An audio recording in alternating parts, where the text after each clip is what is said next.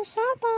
So ayun na nga, uwi na ako sa dorm dahil katatapos lang talaga namin mag-exam. I'm super thankful ko dito kay kuya na classmate ko dahil sinakay niya talaga ako. Dahil kung hindi, ang layo ng lalakarin ko papunta sa dorm. Kaya thank you Kuya Narvel, napakabait mo. Actually guys, nakikisakay talaga ako sa mga classmate ko kapag dito ang daan nila sa dorm. At syempre dahil mapabait sila, pinapasakay nila ako. Kaya sabi ko sa sarili ko, matuto lang talaga ako magmotor ay talaga hindi na ako mahihirapan maglakad. Hindi naman sa nagluluho everyone, pero needs talaga namin mga college student. Kasi syempre kung 8 o'clock ang pasok mo, ay lalakarin mo pa to. Ay na, malilate ka talaga ate ko. Kaya sabi ko talaga sa asawa ko na pag uwi ko ay talagang turuan niya ako magmotor. Kasi ang hirap talaga guys. Dahil numero 1 sa lahat ang rules na be on time. Mapasa school man or work.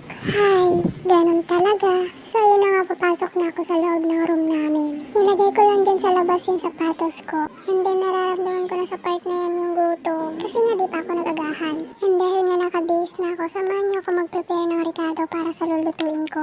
Isasangag ko nga lang pala yung tira kong kanin kagabi. Dahil sayang naman kung hindi ko to lulutuin. Ay, kakainin pala. Eh basta. Yung kalahating sibuyas nga ay hinati ko pa yan. Dahil ilalagay ko yan sa kamatis na may toyo suka. Yung kamatis nga na yan ay nung isang araw pa. Buti na lang hindi talaga siya kupis. Ay, hindi pala kumopis. Basta yun na yun kasi naman. Kailangan ko talaga magtipid dahil mahirap ang buhay ngayon. Kaya tiis-tiis lang. Lalahukan ko nga sana ng itlog yung isasangag kong bigas. Kaya lang naisip ko 15 na lang talaga yung pera. Kaya wag na. Pang wifi ko pa yun. So ayun na nga. Ito na yung mga na-i-prefer nating ricado.